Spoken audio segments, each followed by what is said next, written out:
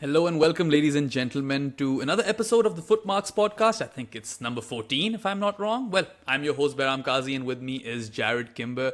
And we're actually going to talk about something super fun today. It's off-season, so I actually went and took a look at your old pieces, Jarrod, and I came up with one, or observed one, which was on weird and historical T20 XI that you constructed. So I thought, why not go ahead and record a podcast? And it's interesting how you start this piece with a mention of Jim Fote. And for those who don't know, Jim Fote played 129 List A games for Gloucester, had a mop on his head for hair, had big rimmed and framed glasses, and he averaged 15 with the bat.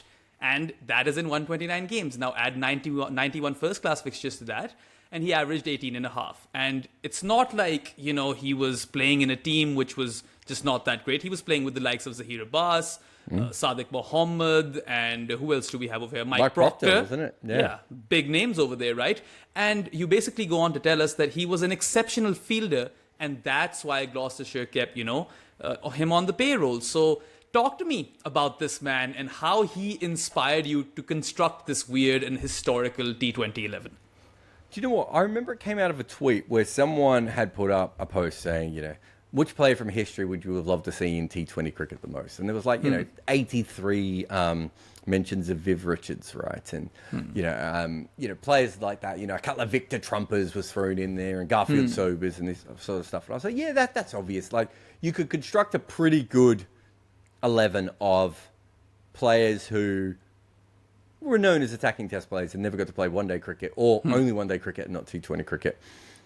And I put up as a joke Jim Fote. And I remember, I think it was Alan Butcher, former Zimbabwe coach and Surrey coach and England player, who's I think he thought I was making fun of Jim Fote. But what I said to him was, well, wait a minute, Alan, if this guy was that good a fielder, that essentially he was willing to add no runs to a situation with the bat, and yet they still thought it was worth it. And there's some great stories about him, changing games in the field. He's not the only one. There's a guy called Jim Prodger who played for Kent, who I think averages about 22 or 23 with a bat, and again was known as this absolutely brilliant fielder. In fact, there's a double century episode that comes out about him soon, where he's the only player in first-class cricket history to take a catch and make a first-class 50 in the same innings, because he was substituting for the other team at one stage. Wow. But the point is, those guys did exist, and Jim Fote was thought to be the genius of that, right? So if you look at Colin Bland, do you know who Colin Bland is? Is that a name that's ever come up before? Nope. So Colin Bland is like the prototype for what Jonty Rhodes and AB de Villiers become. Incredible fielders. The famous story about Colin Bland is that his fielding practice was so good that people would come and watch him do fielding practice. And, the only team I've ever felt that way about was Papua New Guinea, who, incredible, their fielding practice as well. But it's very rare that even Bharat doesn't watch fielding practice, right? It's just not something that we generally get excited about. But Colin Bland was that incredible. But Colin Bland, I think, averages something like 47 in Test cricket. Did play a lot of games because, he was at the wrong time for South African cricket, and the ban comes along. I think that's right. I think I'm right in saying that he ran into that. Either way, I don't think he played as much Test cricket as he could have. But he's in the side because he's a great batter who happens to be a great fielder. Jim Fote is playing with, as you said, absolute legends of the game, right? Yeah. And is adding nothing with the bat, and yet they're picking him game after game after game. And he has a cult following on top of that, right? Yeah. You mentioned. And his cult following was incredible. The idea that a first-class cricketer who wasn't particularly good at batting or bowling would have, I think he's got some disease named after him, or maybe it's the cure. I can't even remember now. But there was a Jim Fote fan society. If you mention Jim Fote to a cricket fan over the age of 45, like a county cricket fan over the age of 45, they all have opinions on this guy, right? And cricket wasn't covered. It's not like the 100, right? Do you know what I mean? You had to find Jim Fote in those days. So I just thought it was really interesting. And the reason I said it was, if Jim Fote was that good a fielder, is it potentially the case that if we had a fielder that much better than anyone else now, should they be playing? Because I've made this argument quite a bit that it's really confusing to me that so many top T20 teams don't hire Hayden Walsh Jr. and Fabian Allen, right? Because they are clearly two of the best fielders in the world. And okay, you may not think they're good enough for batting or bowling, but as your 12th, Fabian Allen is incredible. And I would have said that at his best, Hayden Walsh Jr. was even better. They were both better than, someone like Jadeja or Andrew Simons. Just absolutely incredible at the way they covered ground, the accuracy of the throws, their athleticism, all these different things. And that's where the Jim Fote thing came from, which was, okay, I'll get Jim Fote in my T20 squad, and I won't play him as a batter or a bowler, but I tell you what, every time someone comes off the field, Jim Fote is going to be out there and he's going to be doing everything I want him to. Whatever the hardest fielding position is for this particular bowler, Jim Fote is in it. Yeah, well, if anyone over here knows about Jim Fote or has a story to share, do let us know. We love a Jim Fote story or two, and I checked out his cricket info, and I actually kind of like the hair. I know that, you might judge me for that, but I actually kind of like the hair. I'm digging it. Anyway, you go on to talk about how, red ball specialists of yesteryear, much like Sonny Gavaskar, even in this day and age, if they were playing, they would have inevitably chased that paycheck and crafted a T20 game. So the basis of your 11, is it players who don't generally fit that T20 template and are like former cricketers from way back, and you still think that they would have performed a certain way in the modern day game? Have I got that right? Yeah, so I picked a couple of guys who did play one day cricket. Obviously, Sunil Gavaskar did. I think Glenn Turner's in the side as well, isn't he? Yeah. I'm trying to think of some of the. I think maybe one or two of the bowlers might have been guys who played a little bit of one day cricket as well. What I really wanted to do is I wanted to pick stories to illustrate how T20 cricket is currently played. But also, so the Sunil Gavaskar one's really, really important. So I briefly dated this woman who was a writer. Worst mistake ever. Don't date another writer. But I briefly dated this woman who was a writer, and she had this big thing about how she only wrote in freehand because Shakespeare had. Right? And I'm sitting there going, okay, I get that. But you do realize if Shakespeare had a typewriter, he would use a typewriter. He would be using a smartphone. He'd be using ChatGPT now, right? He'd be using whatever. I mean, Shakespeare was a genius. He wasn't like a throwback to another era. He was his own era. And there was a bit of the similar sort of thing with Sunil Gavaskar. You hear people sometimes say things about Sunil Gavaskar, and they say, oh, yeah, but he was such a purist. He would never have played cricket this way. And I think, I had Boycott in there as well. Yeah. You look at their careers, and they did adapt a little bit to white ball cricket. It wasn't always white ball cricket when they were playing it, but limited overs cricket. And Sunil Gavaskar ends up being a fairly decent player. And that Geoffrey Boycott, the most selfish man in the world, was bowling in limited overs cricket, probably because, it either helped him get paid a little bit more or made sure he got picked for each game, or he just realized it was something that someone like him had to do, right? And we don't think about what those players would be like now, but there would still be, in this day and age, Craig Brathwaite is never going to be a T20 player, right? Dom Sibley is never going to be a T20. We know there are some players without those skills. But Gavaskar and Boycott were not those guys, right? Gavaskar and Boycott were proper, in Gavaskar's case, probably an S-tier level player. Boycott's probably an A-tier level player of all time in cricket. They would have found a way to be really, really handy.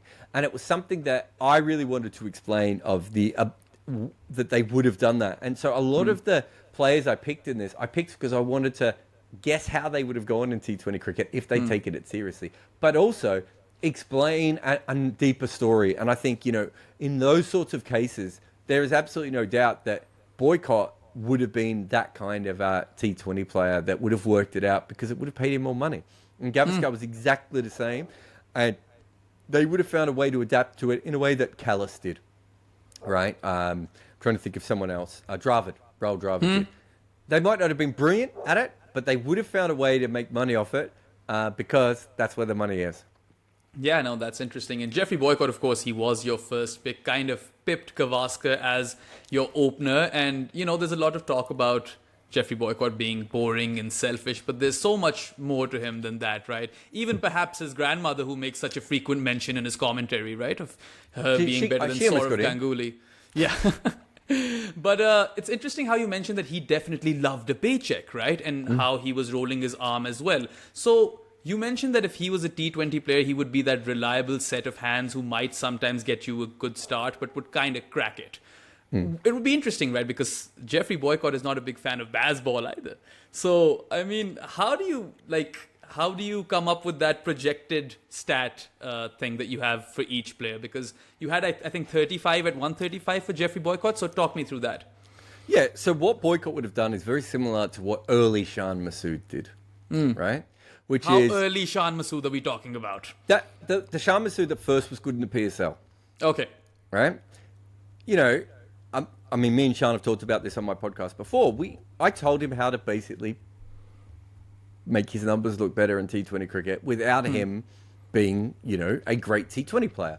And he's gone on to be a better player than me and him originally discussed. So it's even more interesting from that point of view. But I said to him, you know, you take the risks in that power play to get yourself a strike rate of 7.5 and over. And, you know, maybe even more than that, maybe 8, even 8.5 and over. But you're not playing any shots that are outside of your strength. You're hitting to where the boundaries are, you know, available to you. You're probably chipping more than you are hitting, right? And then you're getting to the point where from overs, let's say 7 to 10, you're scoring at a runner ball. At that stage, you should be somewhere around 50 off 35 or off 40. Then you're set and you can have some fun, right? Most of the time, it won't work.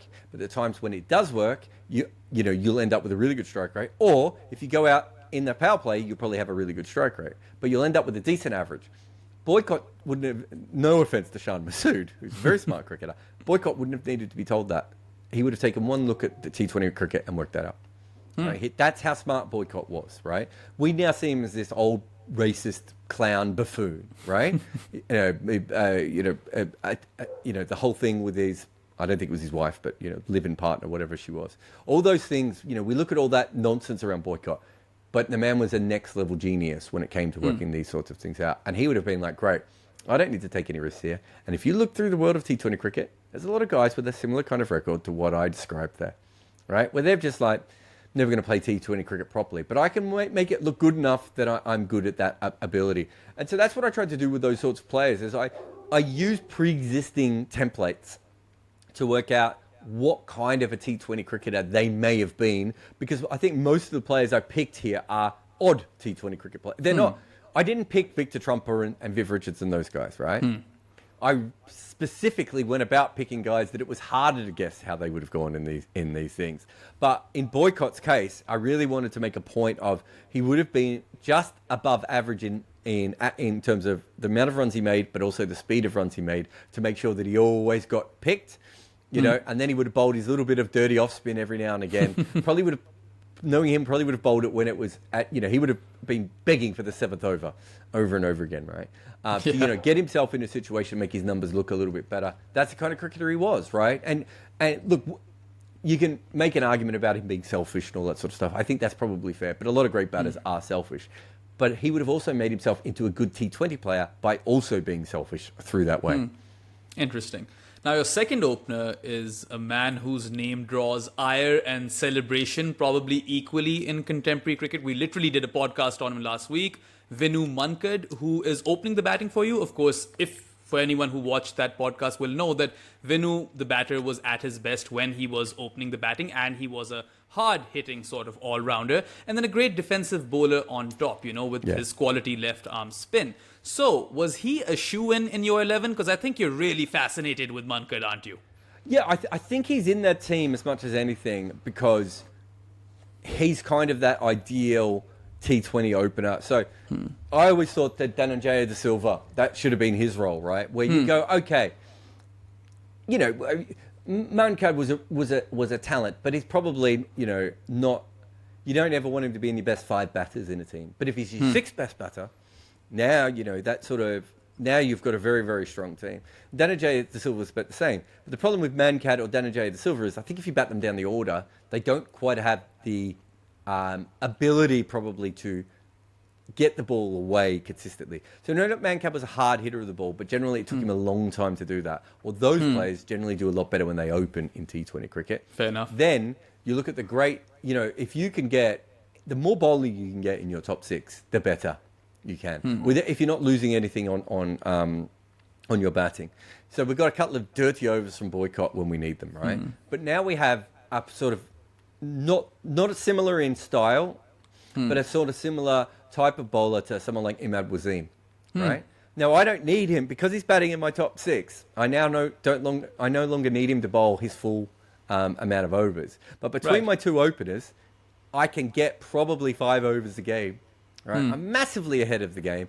And the thing is that his kind of level of talent is probably would have been more suited to one-day cricket and T20 cricket because he could hit the ball very hard.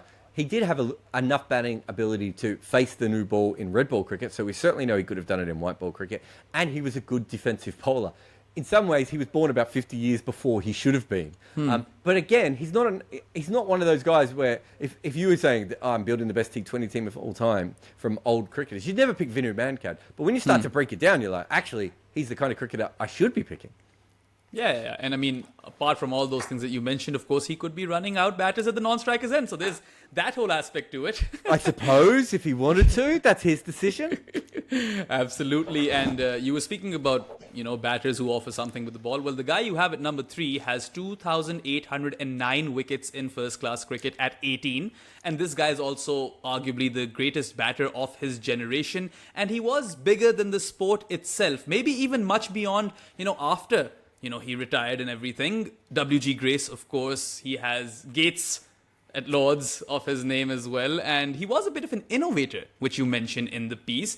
And, there was never going to be a world, was there, in which you weren't going to have W.G. Grace as number 3 in this 11. Yeah, I would have thought that. I reckon he would have been the second name I thought of after Fote. I'm trying to remember back. I actually wrote this a long time ago. And then, for whatever reason, we didn't make a video on it straight away. So I'm trying to remember, but I know that Grace was, because I think in the article in the video I pushed him to the end, right? Yeah. But my memory was that Fote and Grace were the first 2 guys that I came up with. And I suppose that Grace is now synonymous with old cricket, right? Which is fine, of course. He played 170 years ago. Like, it makes sense. But that means you don't think about him as a brand. And he was a brand 150 years before we ever used that term in sport, right? Right. One of the first people to have his face on things that had ever existed. He was known around the world at a time when being known around the world was almost impossible. He was probably the first great multinational sports superstar, right? And he was, they charged extra for the games that he played in. He took a cut of all these different games. He would play in... there's all these great stories of when he went to Australia, of him playing in, like, random country towns because they had enough money to get him there, right? Like, he didn't give a shit. He would play anywhere for money. And that side of him is an honest representation of who W.G. Grace was. But it's not the side that England really portray anymore. They'll give you a little bit of, he's a bit of a rascal, they're here to watch me bat, not you, umpire, and I'll put the bails back on and put that extra run on my score so I get a higher score and all that sort of stuff. And it's sort of done as a cheeky chappy sort of thing. He wasn't. He was a ruthless exploiter of his own fame, of his own talent, and he did everything he could to make as much money from cricket as possible outside of like a 5-year period where he randomly became a doctor. Sure, he was making some good sweet coin there, Behram, as well. Yeah, but, of course. He did everything he could to do that. And he was an innovator as a cricketer. He basically invented batting as we know it today. The game wasn't like that beforehand. The fact he would, a lot of how many wickets did you say it was? 2,100? 2,809. 2,808. There weren't a lot of amateurs willing to bowl enough overs to get that many wickets. He did the work.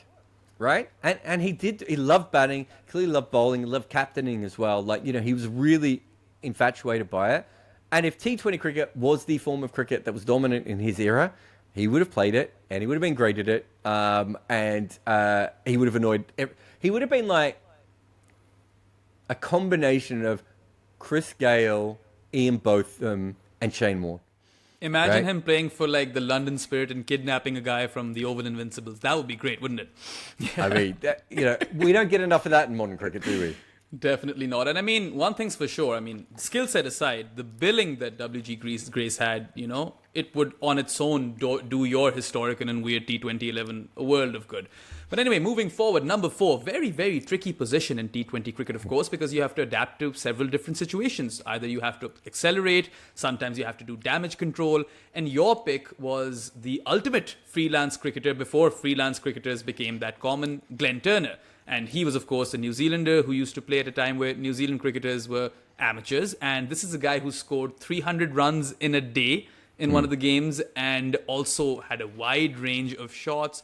Not to mention he averaged 47 in ODIs, and also the fact that he missed out on 6 years of Test cricket for New Zealand just because he was playing county cricket, which falls very much in line with the whole T20 or franchise T20 model. So yeah, talk to me about the selection, because I'm sure you have lots to say.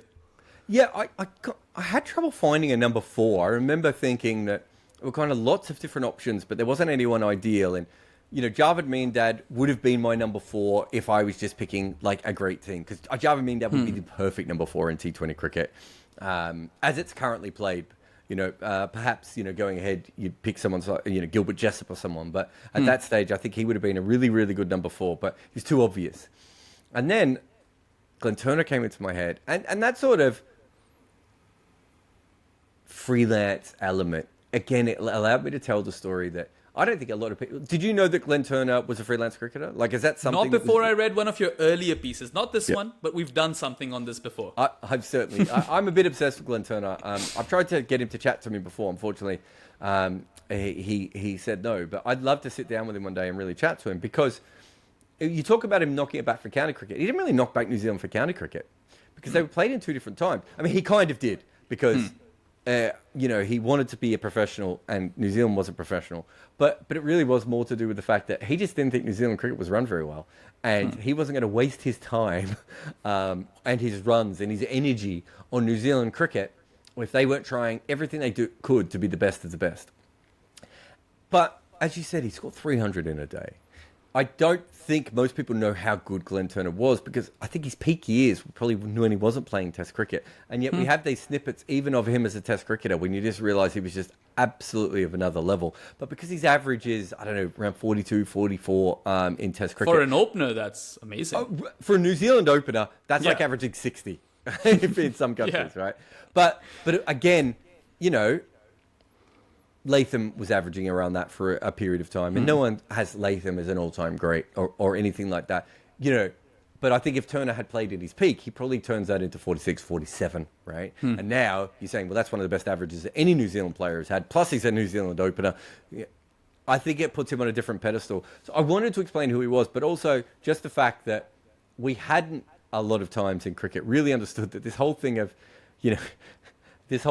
oh no, people are paying cricketers to play money and this is ruining the game. Well, it's like, this has been going on for hundreds of years, and it really affected New Zealand more than almost anyone else. And I thought he was perfect that, but I also just think he would have been a great number 4. A very good manipulator of the strike, very innovative, could score quite quickly when he wanted to. And because he was an opener in Test cricket, if you lose a couple of wickets early on, he'd be perfect for that. Not sure how he would have gone if you would have said to him, we're going to put some hitters in ahead of you. Not sure that would have been, that Glenn would have vibed with you as much there. But then again, maybe that makes him like a lot of current number 4s. Yeah, and I mean, if you've got W.G. Grace coming in ahead of you, maybe he didn't have that sort of stature to come and say something to the big man. But anyway, for your keeper, this is a very, very interesting pick, because you went with someone who was a part-time keeper. It wasn't even his, first and foremost sort of job.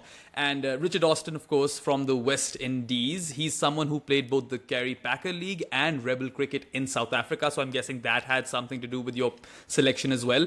And he's someone who could pretty much do everything, but wasn't really great at anything. So what was the thinking behind this? Yeah, I think if it was like my fantasy T20 team, I probably would have picked a specialist wicketkeeper. I would have just gone with someone who was the best wicketkeeper of their era and who couldn't bat. Maybe someone like Seymour Clarke. We could talk about him another day. He's one of my favourite cricketers of all time. But I think because I was trying to find archetypes, I wondered about a player I wondered how I could fit a wicketkeeper in who could, worst case scenario, also bowl for you.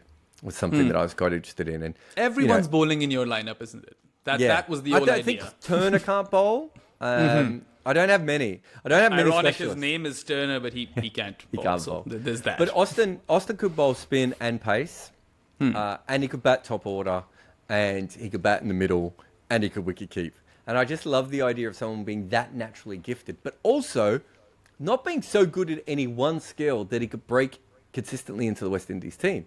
And this comes back to the whole T20 side of things. If Richard Austin played now, he would have played 6 years of the IPL, right? He would have played a bunch of PSL, maybe some Big Bash, certainly some BPL, lower level, the Emirates leagues, the Major League, all that sort of stuff. He would have played in all that. But because of the era he played in, and West Indies cricket was so strong, they were like, well, we're going to have to drop a proper batter here or a proper bowler to fit him in. That's why, part of the reason I think he ended up wicket keeping was just him offering more things to the team, right? Of like, who was keeping wicket for them back then? Jeff Dujon? I think it was just before Dujon. I think it might have been the Derek Murray point of view, and Derek Murray wasn't a very strong batter, and it was coming into one-day cricket, and so teams were just starting to push the more specialist wicket keepers aside and bring in people who could bat. So, Richard Austin was just an absolutely talented, pure cricket athlete, and sadly, not particularly a bright person. Really struggled a lot in his life. Made those decisions. I think it was Richard Austin who didn't know what apartheid was when he signed on for the Rebel League. Like, he knew the term, but he didn't really understand what he was signing on for. Obviously, he's gone on to have mental health challenges. He's the kind of cricketer that I just think today, his life still might have ended up poorly, but he would have been in such a stronger position. Whereas, I think there's something in it. You might have the numbers there, but he was paid almost no money to play for the West Indies. 74 USD per test. 74 USD per test, and he got 100 grand to play in the Rebel League. Is that right? Something like that. I think he got paid 20 grand to play in Kerry Packers League. Yeah, 20 in Kerry Packer, and then let's say between 50 and 100 for the Rebel League. But those decisions ended any more earning he was ever going to make, right? And so he's a proper T20 player in that point of view of now he would have just been able to go and play. And, we've seen Ben Dunk do this. We've seen Ben Dunk wicket keep and also bowl, right? Yeah. And we've seen Glenn Phillips do the same thing. Richard Austin is that guy, right? And he was that guy before we knew there was that guy. And anyone who can do all those different things on a cricket field, automatically for me, I get a bit obsessed over. You then throw in the tragic backstory and everything that happened. I just thought it was a fascinating way of going. If I was picking, a wicket keeper, I suppose you'd be looking at people like Don Talon, Darren Berry, Bob, what's his name from England? Who's the other guy I was thinking of? Bob Taylor from England, and then there was someone. Seymour Clarke. Those sorts of guys that would have got in, and I had them all on a short list. And in the end, I was like, no, I think I'm gonna go my Ben Dunk, Glenn Phillips experiment here, and see how we go with the most all-round cricketer that perhaps ever existed. Yeah, and I mean, maybe, if he is to have a ball in this team, I don't know, W.G. Grace's beard could keep wicket for you, but we'll maybe contemplate. Well, yeah. You have W.G. Grace at slip, and maybe late W.G. Grace sort of covers wicketkeeper. Yeah, who knows? That definitely adds up. But anyway, you also picked someone in this team who I had personally never ever heard of, and boy was I deprived, because this is some story. As soon as I read up on the Maharaja of Vizianagram, I went and Wikipedia'd and Cricinfo'd the crap out of this guy. And turns out he, of course, was royalty in pre-partition India. Yep. And he played 3 test matches for India, averaged 8 played. With the bat. Can you put quotation marks around played, please? Yeah, sure. He was in 3 test matches. Yes. And he played as a specialist batter, averaging 8, which really says it all. And long story short, he used his influence to earn that, or not earn, but buy his way through to that test appearance, or 3. So yeah, why, Jarrod, is all I'll ask. Because I've been a bit shocked that no one's kind of done this yet. So we know that there's been some minor league teams in America. We know that there's been a case in Sri Lanka and one case in India where board members, politicians have gone through, and we've seen some, as I said, some team owners. I mean, I was at St. Lucia when, the team owner was going to make his 18-year-old son the general manager. It's not only a small step to saying, how's your off spin? Do you want to play a game? And I think Vizzy, I really do think that it's something that we will see more as these sort of pop-up leagues occur of people putting family members or themselves into teams, and some crypto bro buys a team and goes, wow, I played minor league cricket in England. I reckon I could play in this team and get smashed. And, Vizzy essentially funded the Indian cricket team. And because of that, he played for the Indian cricket team. He was a specialist number 8 bat, despite the fact he probably wasn't good enough to bat at number 8, even as a specialist. He also had some beef going on with some other Maharaj, right? He had beef with everyone. He had beef with other Maharajas. He had beef with their best player. He had beef with other random players. He allegedly offered a watch to someone to run out a player in a game as punishment. He would offer gifts to the opposition bowlers in tour games to bowl in full tosses. And there's a photo, which I think is in the video, it must be in the written article as well, where you see him halfway down the wicket facing, do you remember the bowler? Yeah, I think it was someone from Australia or England. No. I'll tell you who it is. Recall. I know it's not someone from Australia because it's who has the most it's someone from England. first-class wickets ever. It's the guy with the second most first-class wickets ever in their career. I think that's right. Titch Freeman.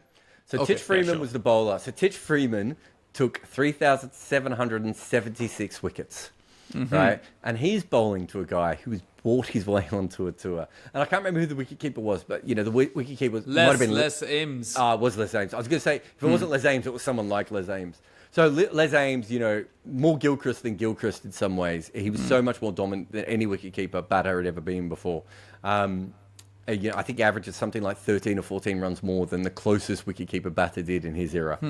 And you've got two all-time great cricketers out there. And in the middle of them, sandwiched in the middle, is this fat middle-aged man who bought his way onto the team, who shouldn't have been there, who clearly just could not... You can't look at that photo. Remember there was this one guy online who was really upset at everything I said about Vizzy in this. And I don't think this guy knew a lot about cricket. I think but maybe he knew something about the politics, whatever.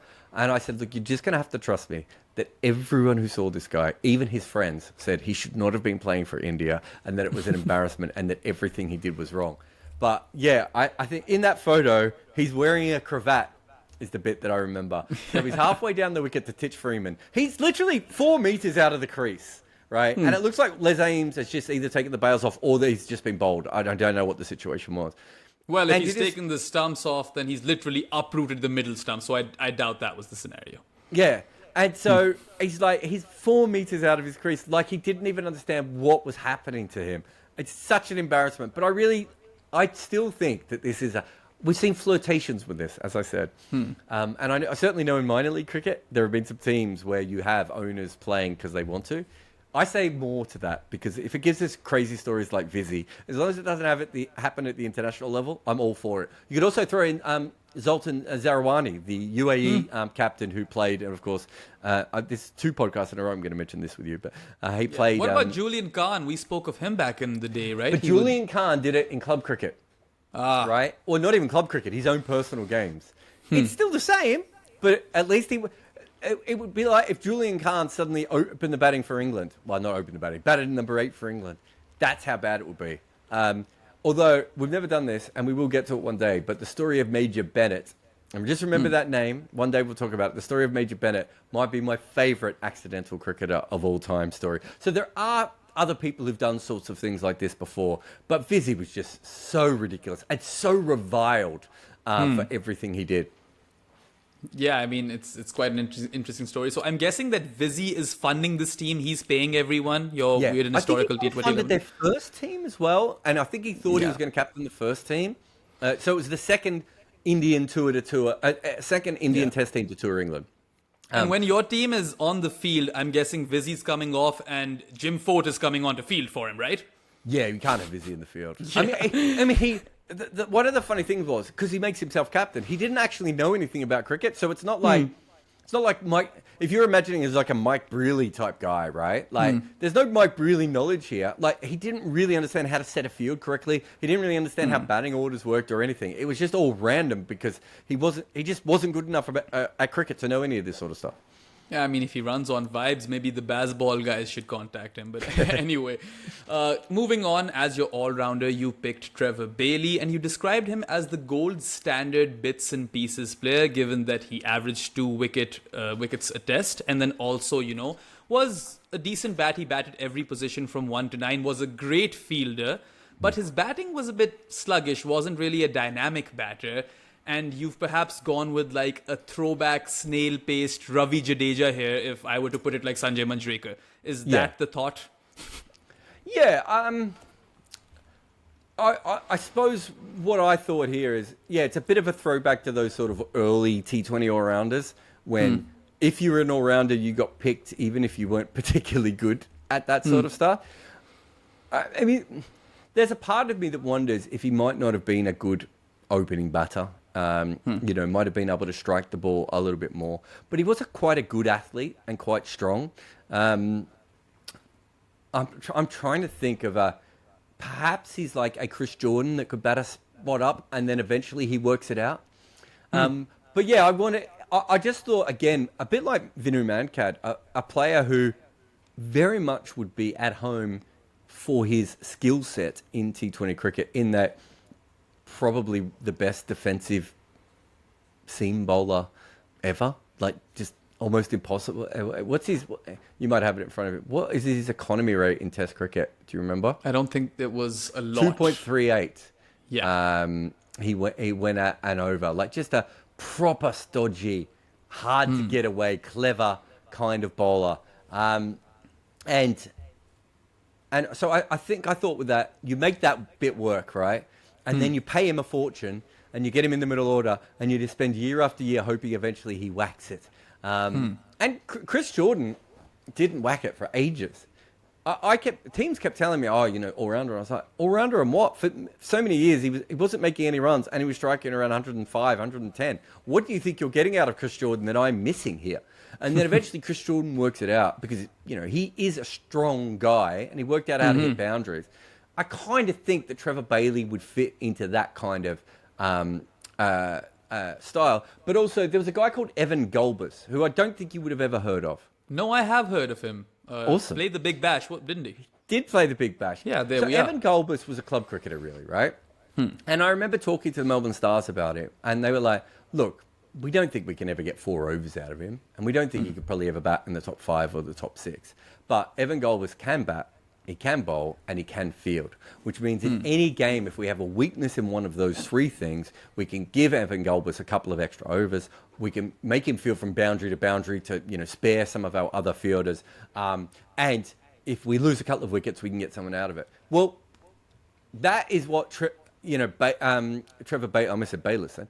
Trevor Bailey is in excelsis. He is that sort of Evan Gulbis type of cricket. And Mahroof and, Ashraf and, go through the history of one-day cricket in the 90s and 2000. Robin Singh? Yeah, there's so many of those sorts of guys, right? Derek Crooks, right? Those sorts of guys. Look up Derek Crooks' numbers. I almost put Derek Crooks in the slide, by the way. Those sorts of guys actually do have a place, right? And I think even more so in T20 cricket, if you do have someone like that, and then you hope that you've got a flaw with them. You know what their flaw is. He's a good defensive bowler. You probably use Trevor Bailey as your 5th bowler, right? He's good around the field. And then you hope once or twice a year he whacks a couple for you. And if he doesn't, then maybe you have to look at how you use him and everything else. But that's a T20 problem to have. And I think that Trevor Bailey would be that kind of player. And I mean, of course, he's offering you that value in the field because like Jadeja and Chris Jordan and those kind of players. Exactly. I don't think it's a mistake. Right? All those guys are like that. Yeah, absolutely. All right, so for your mystery spinner, you picked John Gleason. And as you put it in the piece, you believe that he was born a bit too early and he primarily relied on an odd grip, for his bowling success, which was also copied by another mystery spinner called Jack Iverson, who didn't last that long in Test cricket. But did you see Gleason as someone like an Ajantha Mendis in your 11? Yeah. And to that point, don't you think he would have been inevitably found out like Mendis? I think there's a couple of things that he had that Mendis didn't have. I think he was taller and stronger, and the reports are that he spun the ball a lot more. So I think from my perspective, I was thinking that he could do it for longer. And also, I think Mendes' big problem, and I said this from the start, people hated it when I wrote this article not long after he came out, which was the biggest problem with Mendes was not that he wasn't skilled, it's that his standard ball wasn't very good. So when Sunil Narine came through, I said, this guy's going to last. Everyone went, no. And I said, he's going to last because his off-spinner is really, really good. And I said, worst case scenario, he can go back to his off-spin while he works on other things. And essentially that's what happened. He went back, he bowled off-spin for a couple of years, and then he came back with this knuckleball after the Doosra got done for chucking, right? He had the ability to do that. And I do think that in Gleason's case, that what we know about him is it was very similar. What you might get is very similar career to Sunil Narine, where he probably has 2 or 3 years where no one can play him. Then he has a couple of years where people get a little bit more on top of him. Then he would have worked something else out to get himself back in the game. I do think he was a little bit more on that kind of level than someone like... Would he have opened the batting, though? No, I don't remember him having any batting talent. Also, I think he was older, wasn't he? When he started? Or was that... I always get him and Iverson confused because they... When I was doing some research on him, I came across a Wisden article that called him Jack Gleason. So, I mean, there's that for you. Yeah. I'm trying to think. My memory is he was a little bit older when he played. Yeah, because he plays for 5 years at the end, doesn't he? Look, I don't know is probably the best answer to his... I mean, I know he couldn't bat, but had he started his career a little bit earlier, perhaps he would have worked on his batting a little bit more. But I will say this, one thing about him being worked out is, I don't know if you looked at his first-class record. I did. 430 wickets at 25. That's a lot of bowling, over 20,000 deliveries without anyone kind of working you out. There's a point and a very small limited overs sample size, but he averaged like 16 with the ball in limited overs cricket. So I mean, that's like that? phenomenal. Yeah. That's my guess is if he was good in red ball cricket where you could wait him out, I think he would have been a lot better in white ball cricket where you couldn't wait him out, right? Fair enough. Based on the fact that he was also he was a much better first class bowler than Sunil Narine or Aurojyoti Senapati, right? And Sunil Narine could have been a very good bowler, but just didn't get to develop in the way that he could have. So I really do believe that he would be a better bowler than those guys. But everything you've said is also true. He might have just got worked out. I mean, the one thing that we don't know with him, we do know happened with Gleason, is that batters did start to pick it from the hand, right? And they did start to understand it. And remember that Narine has had to work all this out with super slow motion cameras and everything. And Right. I don't know do you know the full Aurojyoti Senapati story of how the story got out about how to play him? Essentially, what happened was, I want to say it was Ross Taylor. Ross Taylor realized that when he was bowling the ball that went away, he had it like an antenna behind the ball. So he had one finger sticking up, and it was at the beginning of the players all using Blackberries. And so essentially, Aurojyoti Senapati was not destroyed by one batter or working him out. He was destroyed by BlackBerry and the BBM system. I think it was BBM. Yeah, it's called BBM. Yes, it was BBM. Yeah, you should know. You're the sort of person who would know that. I went to the university where BBM was made. BlackBerry was founded at the University of Waterloo. Of course you did. Yeah, there's that whole backstory. But anyway, moving forward, and before we do, by the way, that Wisden article that I was talking about, he was placed at, I think, 4 or 5 of best mystery spinners of all time. So, I mean, there's that whole aspect to this as well. But anyway, when we come to left arm pace, obviously, it's one of those things that you really, really want in your T20 11 these days. It's a very sought-after trait, and you absolutely need to have one of those guys in your lineup. And you had to dig quite deep because you were looking for someone who was pre-Wasim, and you wouldn't have had a lot of names over there. So you settled for the Bodyline series hero, Bill Voce, and, well, Bodyline Bill offered you bounce because he was a tall guy. He was intimidating. He was effective with the new ball.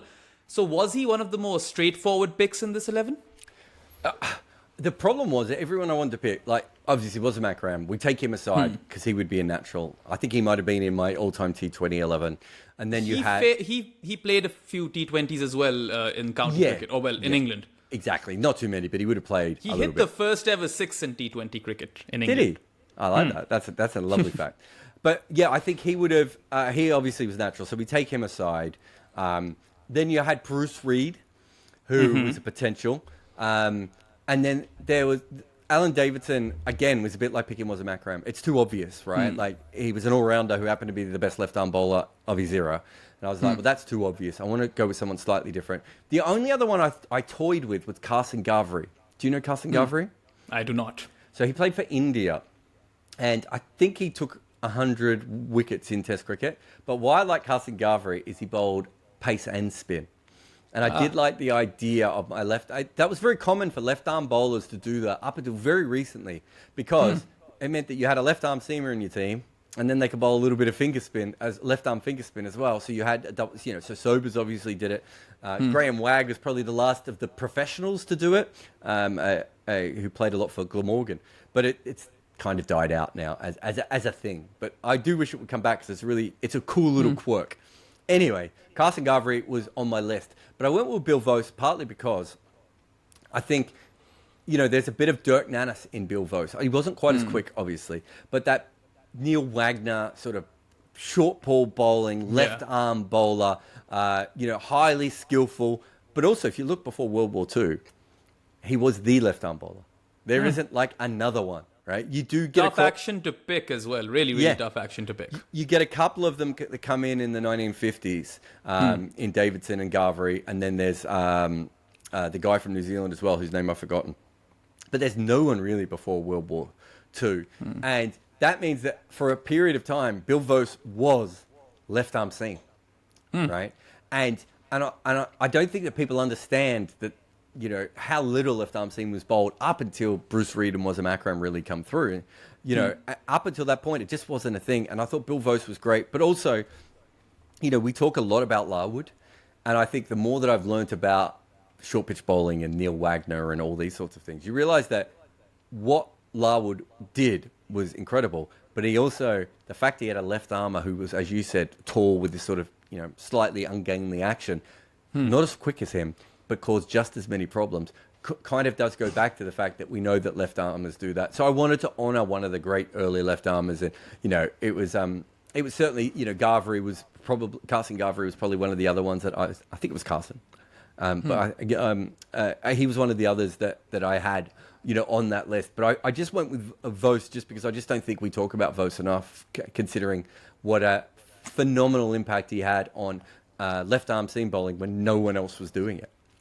Yeah, and he's going to have a phenomenal impact on this team as well, I can tell you that for sure, because he's one of those names that really, really stands out. There are a few other ones, and the guy who I'm going to talk about next is also one of those guys. So you went for an off-spinner in your 11, and you picked up one of the legends of the game, someone who could only turn it one way, so didn't have the doosra or anything of that sort. It didn't even exist back then, but he had freakishly long fingers and accounted for 309 test victims. He was very frugal with the ball and extracted a fair bit of spin and bounce as well. I'm talking about West Indian legend Lance Gibbs, and I think this was probably a more, sure shot sort of off-spinning pick for you because, back in the day, he was the leading wicket taker in Test cricket, right, when he retired. Yeah, leading wicket taker. So he's a second bowler or third bowler to bowl 300. Truman was the first? Yeah, I think Truman was first, and then it must have been Gibbs might have been second. I think that's right. Had an economy rate of, do you remember it? Have you got it in front of you? 2 point something, was it? No, not 2 point something. 1 point something. 1.98 was his economy. Wow. Look, he bored people out. He was brilliant at setting fields and bowling to even attacking batters and just stopping them. And look, I think obviously there's the I couldn't really find a wrist spinner who was defensive. Like every wrist spinner kind of who's ever been successful was an attacking bowler. And it was kind of a little bit too obvious to go with those sorts. Do you know what I mean? If Anil Kumble had played in the 70s, right, I probably would have picked Anil Kumble as my wrist spinner. But I was like, that didn't really, that kind of, Anil Kumble is like a one of one. We really haven't had many other wrist spinners like him. Also has a decent T20 career. So yeah, exactly. We know he worked. So it wouldn't have worked for this particular thing. But I was thinking that if you had the best off spinner in the world, and that's what, Gibbs obviously was, and he was particularly miserly, and that was his main set of skills, that would still work, right? And I don't need to worry about his batting because I have so much batting in this side already. And I've already got a left-arm finger spinner up the order as well. So I've got the guy that went the other way. And plus, if Richard Austin wants to, he can bowl spin as well. And my little bit of Boycott spin. So, yeah, I just wanted to honour him. But also, the one thing that I think is worth talking about is that this was a guy who, because of what happened after his career, that, you know, the West Indies seamers and everything else, and he played with Sobers and the 3Ws, right? He just didn't get the respect that he should have got. And he was a phenomenally talented bowler. And I think, you know, the stories of the way he bowled, I don't think it's sexy to watch. I don't think we would have loved to watch him in a way that we love to watch Ashwin, right? But what I do think is he'd be a fascinating bowler to watch in T20 cricket if that was what you wanted him to do. You know, I suppose in some ways he's like my off-spinning version of Michael Beer, right? Of that sort of guy that just does not let you score and does everything he can to stop you scoring. I reckon that would be absolutely fascinating to watch. And we haven't had many of those absolutely, you know, nail-down bowlers in that sort of way. I just think it would be fascinating to watch him go about his work. Yeah, no, definitely. I mean, he's one of those West Indian legends who doesn't, rightly, you pointed out, get talked about much, you know. But anyone who has, you know, watched Fire in Babylon and stuff that goes way back over there, maybe there's some mention of landscapes over there. I don't think he's mentioned in Fire in Babylon. Yeah. He's before that time. Yeah, I think they mentioned, but that's the kind of the point, right? Like, it tells you how many great players they had in a small period of time. But he just, you know, he didn't have cut through, right? He just didn't end up being famous. And I really wonder what he would have been. I mean, he's an off-spinner. Maybe he still wouldn't have been famous now. But I do really wonder what he would have been in T20 cricket. He certainly would have got paid better. Yeah. I mean, he definitely needs a better PR guy. And he's still around. Lance Gibbs is alive. So, Lance, if you're watching this, you know, if you need a PR guy, both of us are available. We'll do the job for you. My memory is he lives in America. I think that's right, isn't it? I think that's right, yeah. Big podcast fan, I'm sure. For sure. But anyway, your number 11, you went with an out-and-out legend, Pakistan's first ever cricketing legend, the man who had great hair, the man who left batters of his time absolutely fuzzled. There's a pun in there. And then he was also the first bowler to take 12 wickets versus four different nations. And in Pakistan's first 7 test victories, he had 65 wickets. In all of the games that Pakistan played when he was playing, he would take 40% of the wickets. So Fazal Mahmood, one of the most potent weapons Pakistan has had, particularly in the early days when they were a very, very young test nation. He was responsible for a lot of the victories, and he didn't go for much runs and took wickets in heaps. So he is really kind of a cheat code with the new ball in your team, isn't he? Yeah, so I don't think I see Bill Voce as a new ball bowler. I think you probably get 1 over out of Voce. You probably get maybe 1 or 2 out of Bailey at the top if you need them. And so I needed a new ball specialist. And I thought that, picking Fazal was, you were going to get a lot of wickets. And, I suppose the Pakistani teams are a perfect example of this, of, having success by having people who take wickets in a lot of wickets in a small period of time. Having that attacking bowler. And if you look at my bowling lineup, Lance Gibbs is a defensive bowler. Vinu Mankad is a defensive bowler. Bailey was a defensive bowler. Voce is kind of somewhere in the middle. And obviously, Gleason is more of an attacking bowler. But I wanted someone whose job was literally just to come in and get wickets. And then on the bad days, you back him up with the defensive bowls. And on the good days, you just keep attacking with other attacking options. So that was the idea. Again, not a cricketer who I think is thought of enough. Didn't play enough tests, perhaps. Was incredibly handsome man as well. There's some very cool photos of him. There's one with him and a cigarette in his hand, where he looks like a male model. Was an explosive cricketer, and I think he would have really suited one-day cricket from that perspective of just cutting teams open, in that early period. Maybe even he's very clever as well, so even coming back in the middle and probably taking wickets again. I just thought that it was worth going. Plus, I already had a left armour as well, so I didn't need another left armour in that side. But I do think he's probably one of the more underrated new ball bowlers of all time. And it's because he didn't play as much and because Pakistan weren't particularly good and because he played on matting as well. Like a lot of it kind of, some of his record is overlooked because of that. But I could have gone Richard Hadley here because I would have got a little bit more batting with Richard Hadley. Again, Malcolm Marshall is someone that could have given you a little bit more batting. I think Ray Limwell maybe could have batted as well. So there's a few guys in history, and there was, some of the really old fast bowlers I thought about, George Lohman, and those sorts of guys. But I just thought that Fazal, he felt like a real proper, the sort of guy in a one-day game. Trying to think of someone who you would relate to, but the sort of guy in a one-day game that you kind of just give the ball to, and you just go, wickets, Shaheen, that kind of Shaheen type of thing. Jason Behrendorff, right? A right-arm version of Jason Behrendorff. We just like, if you bowl out, you bowl out, right? Do what you do, and we'll work out the rest of the team around you. But a fantastic cricketer, and again, it just doesn't have the reputation of someone of his talent level should.